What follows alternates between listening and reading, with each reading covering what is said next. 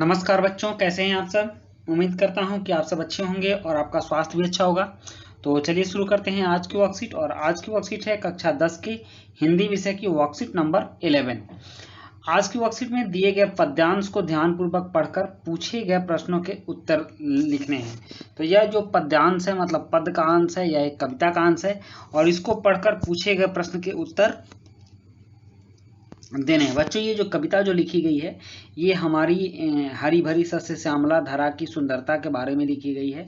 उसके मातृत्व पर प्रकाश डाला गया है और उसको सुंदर रूप में वर्णन किया गया है। मतलब कि इस कविता में सौंदर्य का श्रृंगार रस है, जिसमें कि जिसका भाव रति भाव होता है और प्रेम उसका रूप होता है। और इसके बाद अंतानुप्रास लगा हुआ है, जैसे कि देख रहे हैं कविता में अंत में सबको मिलाया गया है रत्नाकर है, मंडल है, सिंहासन है।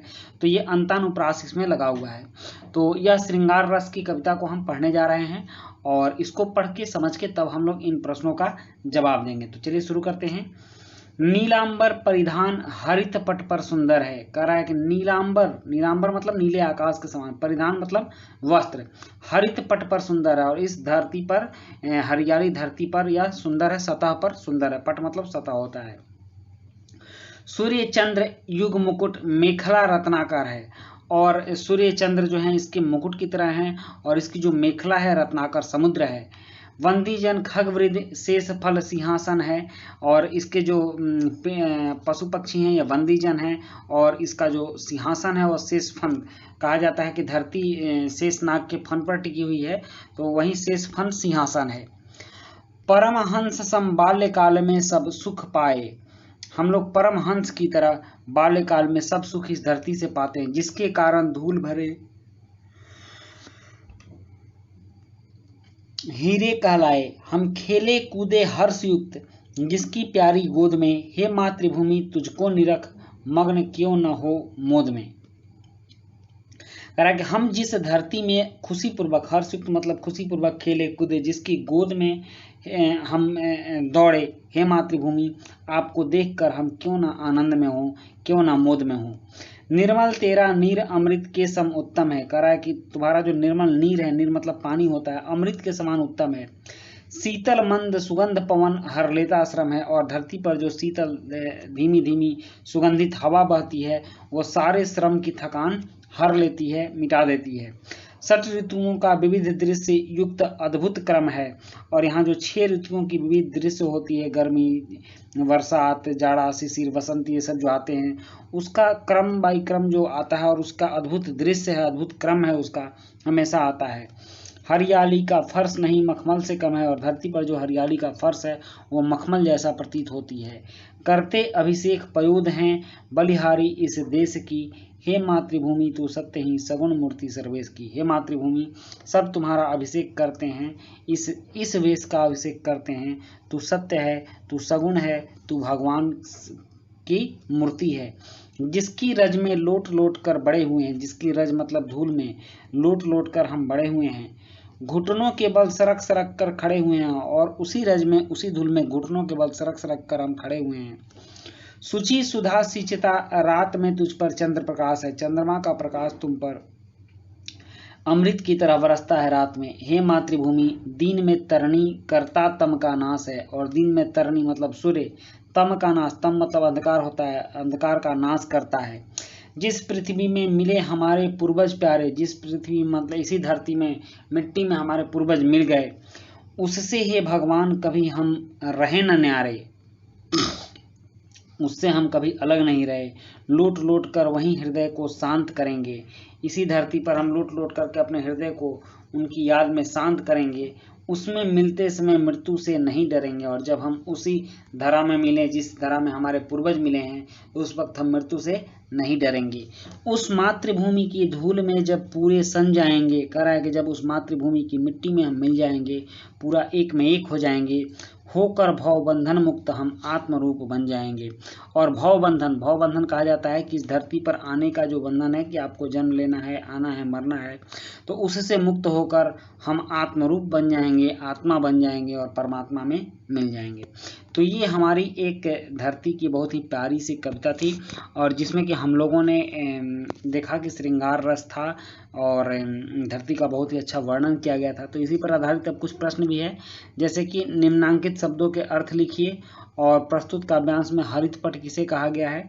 इस तरह से यहाँ एक चित्र दिया गया है कि उक्त चित्र को पहचान कर उनका नाम लिखिए और हिंदी साहित्य में इन्हें क्या उपाधि दी गई है इसके बारे में बताइए।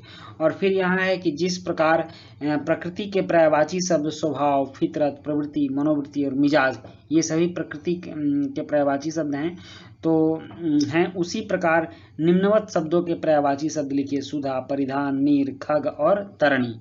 उसके बाद है कि प्रकृति से संबंधित एक कविता की रचना कीजिए। तो इतने सारे काम हमें करने हैं, तो चलिए शुरू करते हैं इनका आंसर लिखना। अब यहाँ प्रश्न है कि निम्नांकित शब्दों के अर्थ लिखिए। तो उत्तर है नीलांबर, नीलांबर मतलब नीला आकाश, परिधान मतलब वस्त्र, पट मतलब सतह, उसके बाद है रत्नाकर, रत्नाकर मतलब सागर, प्रवाह मतलब बहाव, यहाँ बहाव होगा, और पयोद, पयोद मतलब बादल, सर्वेश मीन्स ईश्वर और रज मीन्स धूल और तरणी मीन्स सूर्य, तरणी ऐसे होगा, तरणी मीन्स सूर्य।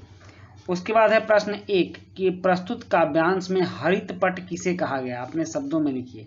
तो इसका उत्तर है कि प्रस्तुत काव्यांश में हरित पट हरी भरी धरती को कहा गया है। नेक्स्ट है प्रश्न 2 कि कवि ने अपनी मातृभूमि की किन किन विशेषताओं का वर्णन किया है। तो इसका उत्तर है कि कवि ने अपने मातृभूमि को हरे भरे पट पर नीले आकाश के वस्त्र की तरह शोभित बताया है। सूर्य और चंद्र इस भूमि के मुकुट हैं और समुद्र करधनी है, नदियां प्रेम प्रवाह हैं और फूल तारे आभूषण हैं। इस तरह की ईश्वर साकार मूर्ति है मातृभूमि। और प्रश्न 3 है कि कवि ने मातृभूमि को ईश्वर का साकार रूप किस आधार पर बताया है। तो इसका उत्तर है कि मातृभूमि को कवि ने ईश्वर का साकार रूप बताया है क्योंकि ईश्वर की तरह ही मातृभूमि का मुकुट सूर्य और चंद्र के समान है, शेष नाग का फन सिंहासन के समान है और बादल निरंतर जिसका अभिषेक करते हैं, पक्षी प्रातः चहचहाकर गुणगान करते हैं।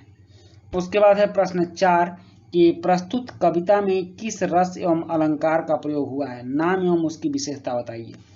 तो इसका उत्तर है कि प्रस्तुत कविता में श्रृंगार रस तथा मानवीकरण एवं अंतानुप्रास अलंकार का प्रयोग हुआ है। श्रृंगार रस का अस्थायी भाव रति है तथा इसमें सौंदर्य एवं प्रेम का वर्णन किया जाता है। मानवीकरण अलंकार में अचेतन वस्तुओं पर मानवीय क्रियाओं का आरोपण किया जाता है। जहाँ पद के अंत में एक ही वर्ण और एक ही स्वर की आवृत्ति हो उसे अंतानुप्रास कहते हैं। और प्रश्न 5 है कि प्रस्तुत कविता का उचित शीर्षक दीजिए। तो इसके बहुत सारे शीर्षक हो सकते हैं, मैंने वसुंधरा दिया है। और प्रश्न 6 है कि उक्त चित्र को पहचान कर उनका नाम लिखिए और हिंदी साहित्य में इन्हें क्या उपाधि दी गई है। तो इसका उत्तर है कि दिया गया चित्र कवि मैथिली शरण गुप्त का है, हिंदी साहित्य में इन्हें राष्ट्रकवि की उपाधि दी गई है। उसके बाद प्रश्न 7 है कि जिस प्रकार प्रकृति के पर्यायवाची शब्द हैं स्वभाव, फितरत, प्रवृत्ति, मनोवृत्ति, मिजाज, उसी प्रकार निम्नलिखित शब्दों के पर्यायवाची शब्द लिखिए। तो चलिए देखते हैं। सुधा, सुधा का पर्यायवाची शब्द है अमृत, पीयूष, सोम। परिधान का पर्यायवाची शब्द है वस्त्र, चित और पट। उसके बाद नील का पर्यायवाची शब्द है जल, पानी, सलीर, नील मतलब पानी होता है। खग का पक्षी, पंछी, परिंदा। और तरणी का है दिनकर, दिवाकर और सूर्य। और उसके बाद है कि प्रकृति से संबंधित एक कविता की रचना कीजिए। तो यहाँ एक कविता है और इसका नाम मैंने देना भूल गया है, सावन। इस कविता का नाम है सावन। तो देखिए क्या है, हरी भरी खेतों में बरस रही हैं बूंदें, खुशी खुशी से आया है सावन, भर गया खुशियों से मेरा आंगन। ऐसा लग रहा है जैसे मन की कलियां खिल गईं, ऐसा आया है बसंत लेकर फूलों की महक का जश्न। धूप से प्यासे मेरे तन को बूंदों ने भी ऐसी अंगड़ाई, उछल कूद रहा है मेरा तन मन, लगता है मैं हूँ एक दामन। यह संसार है कितना सुंदर लेकिन लोग नहीं हैं उतने अक्लमंद, यही है एक निवेदन, मत करो प्रकृति का शोषण। तो बच्चों इस तरह से आपकी ये वर्कशीट कंप्लीट हुई। वीडियो अच्छी लगी हो तो लाइक, सब्सक्राइब, कमेंट जरूर कीजिएगा। मिलते हैं नेक्स्ट वीडियो में। Thank you.